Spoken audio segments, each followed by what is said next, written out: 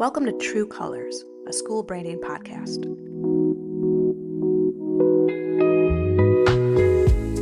Here we learn how to represent your school in a correct, competitive, and compelling way. We bring on experienced educators and experts to discuss the ins and outs of displaying your school's true colors. My name is Madison Carr, the owner of Creative Chameleon Studio. Through brand strategy and design, I help schools look as great on the outside as they are on the inside.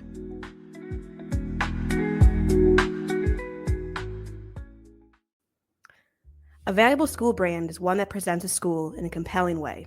Compelling means winsome, well-formed, and emotionally relevant to your target audience. A lot of schools struggle with this, but a compelling school brand is key to persuading prospective families. I wanted to bring on an expert who helps schools in this area, and the first person that came to mind was Emily from Cursive Content. Emily is a master wordsmith, deeply talented at crafting strategic stories for schools. You may think that stories are for the classroom and library, not for a school's brand. But storytelling is vital in connecting with prospective families. So today, it's an honor to welcome Emily to the podcast and discuss how she helps schools show their true colors through storytelling. Emily, welcome to the show. Thank you so much for having me. That was a very nice introduction. It's truly an honor to have you. And I'd love to just start, I know a little bit of your background, but I just want to start with giving people that quick overview of who you are and the primary things you're doing with Cursive Content. Sure. So my name's Emily Cretella. I am a school storyteller. And what that basically means is that I help my school clients create and share stories that their dream families love. I have been running Cursive Content, working specifically with independent schools and colleges and universities, some education organizations as well, for I think it's been about 13 years now.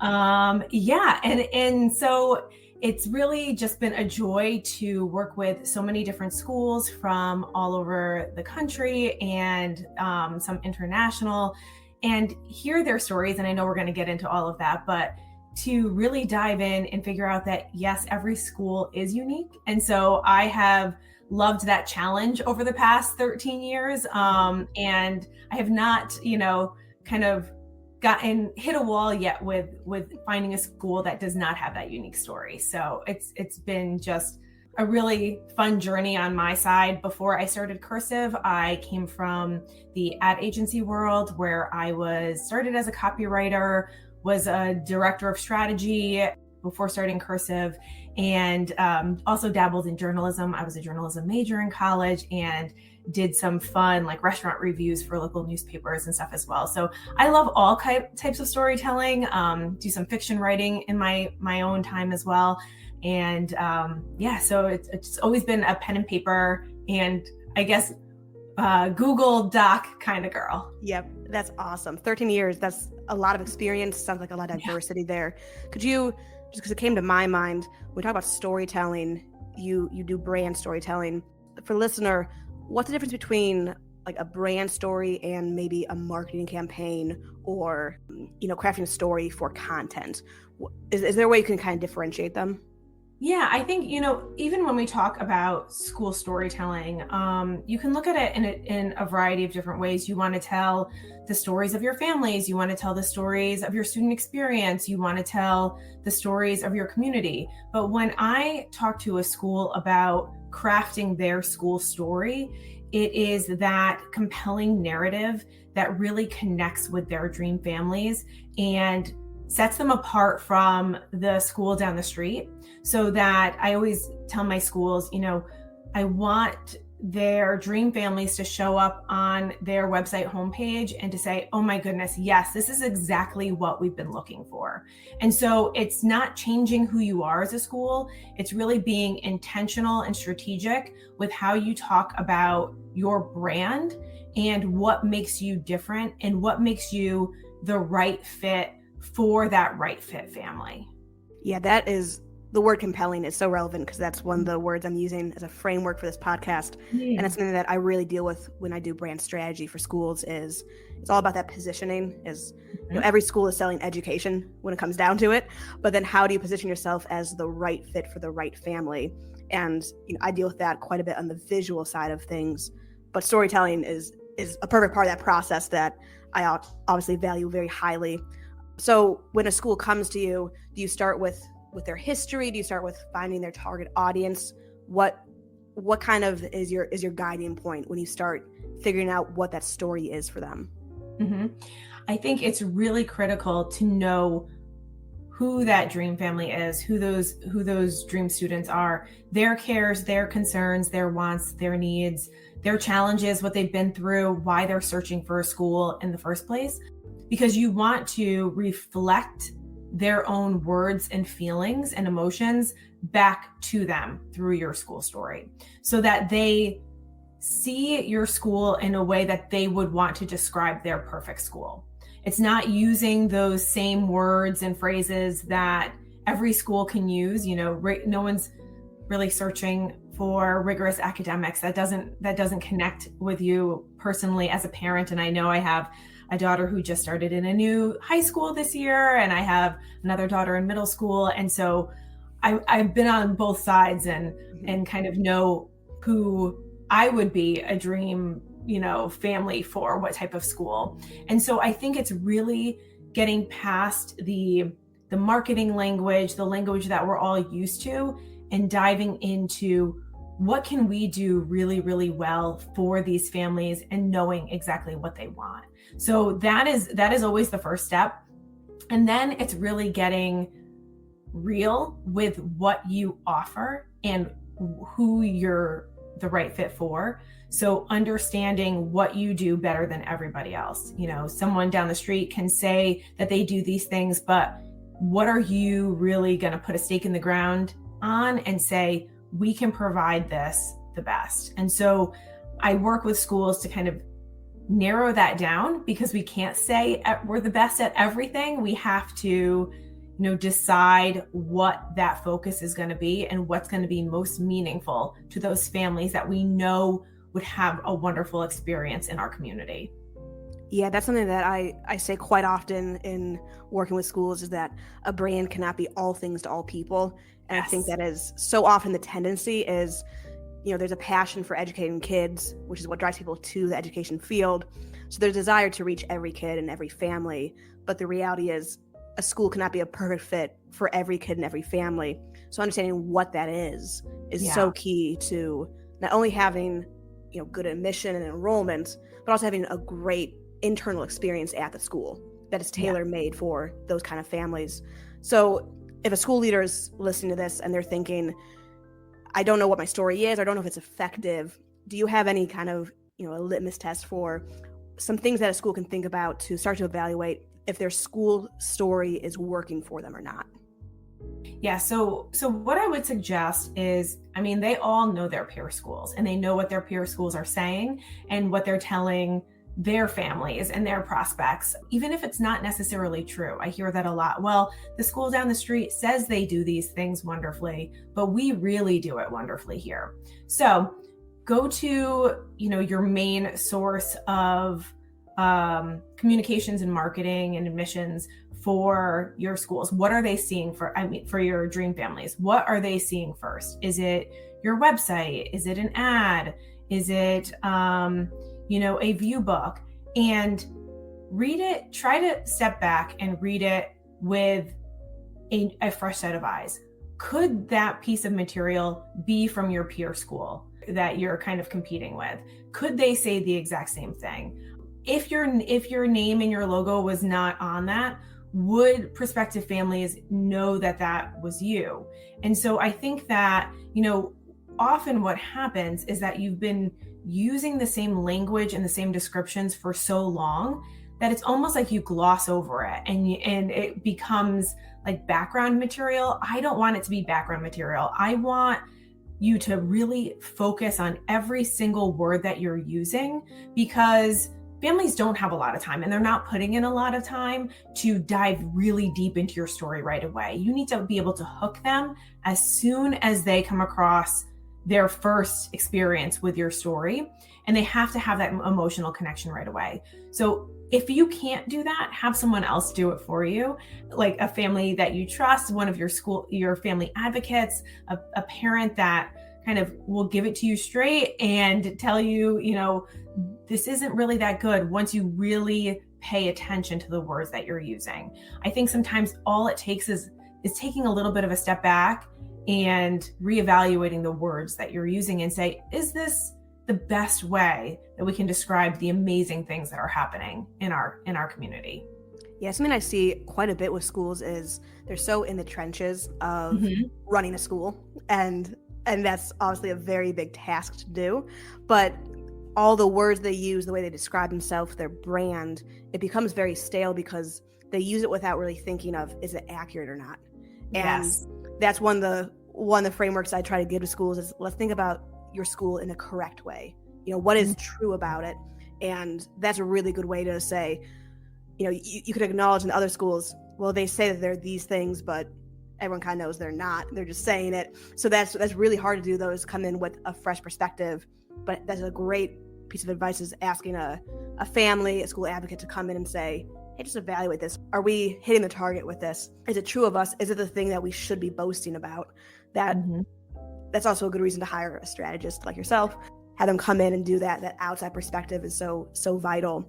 So I kind of want to get down to the nitty gritty of it, because I'm fascinated by process and by what it actually looks like to do these things. So let's say a school comes in and says, we know our story is not where it should be, or we don't even know if we have a story. What does that look like for you to come in and engage with them on that? Maybe what's your ideal process there?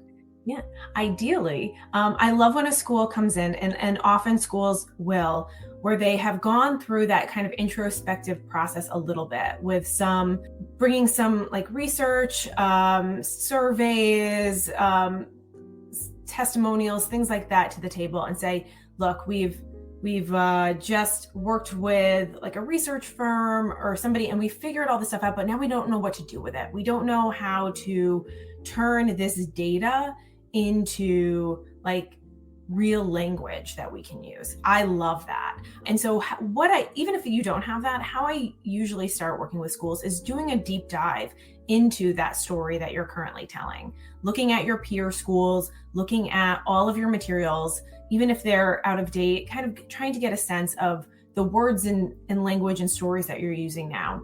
Then we'll have a workshop where we kind of get to that truth, trying to say, well, here's what you're saying. What is it really about you that's drawing your families in once they come to your campus? Maybe, it takes a little bit of time for them to learn what you're really about. What is it that's keeping them here?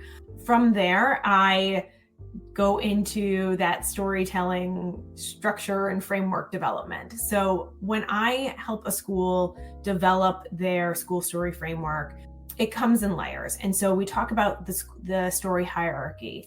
And that's when I always tell my schools, we're not throwing everything out that you do. We're developing it more into a pyramid so that once you hook someone, you draw them deeper and deeper into your story. And it's not throwing things at all of them at once. It's leading with what they care about most, and then backing that up with the details that matter and that prove that it's true.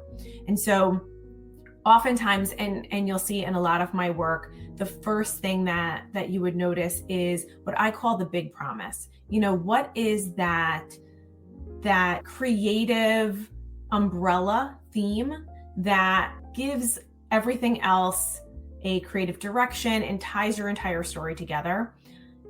Think of it as, when you go to a school's homepage of their website, what is that big title there? What is that theme that kind of draws you in and tells families what to expect from your school? And so that's the hardest part of my job is developing that creative hook that can then tie the rest of the story together. And so I talk about that as the big theme. It does kind of set the tone for the rest of the story. And I like crafting stories that all kind of fit together within that same theme and personality. And then from there, there's different layers of the story. We get into your positioning statement, your school story narrative, reasons to believe, deeper and deeper until, you have that foundation set so that no matter what you need to create, you have that language to work off of. So it really is almost like your toolkit, your playbook for never starting any type of marketing and communications project with a blinking cursor ever again. You always know that we've all agreed on this content. We agreed that this is what differentiates us, that we agreed that this is what our families really care about. So let's use this to build from here. Yeah, that's something that I think schools sometimes don't understand, but maybe the most valuable part of branding in any sense of the word is giving your team a framework, right? Giving them that sandbox to play in, but it's a defined sandbox. They're not just thrown into a desert somewhere, but there's guidelines, there's structure to it. And that's something that when I do strategy, when I do the design side of things, is so important in building that consistency.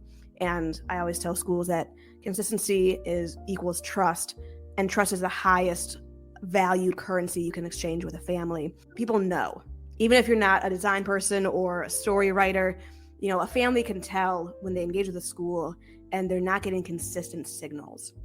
And whether or not they can pinpoint why, it starts to undercut that trust, right? So having those parameters in place for a team to say, here's our tone of voice, here's the questions we use, here's the keywords we use, that just leads to consistency. And for a school, that's only a valuable thing to have. So it's absolutely worth the investment. It's worth the time. It's worth the effort. I'm sure there's no shortage of arguments that go inside that process. So it's worth that as well. When you're engaging with a school, who typically do you engage with? Do you assemble a team? Is there usually one role that you're interfacing with? What does that look like from the school side? For my schools, it's always a little different. It depends on the structure of the school. I always tell them that I want to hear from those people on your team who have a really good sense of where your school is, where it's going, and what your vision is for the future, and who kind of have a stake in the end result. I want to make sure that when we are done crafting that foundational story, that everyone believes in it, everyone feels like it's authentic to the school, and we didn't kind of leave someone out that would say, this language, I can't use this for a family. I'm not going to put this on my, flyer or whatever. I want to make sure that everyone feels excited to tell this story. So I'm happy to talk to as many people who want to be engaged in that process as possible. But I think, it always starts with leadership and making sure that everyone in a leadership position is on board, because everyone in your school is a school storyteller. And so you want to make sure that everyone believes in the story that you're telling. Yeah, I think that team buy-in is so important. Yeah. And I think even the best of intentions can be completely dismantled if you have team members who aren't seeing that vision, who maybe aren't even feeling those pain points that are prompting this process.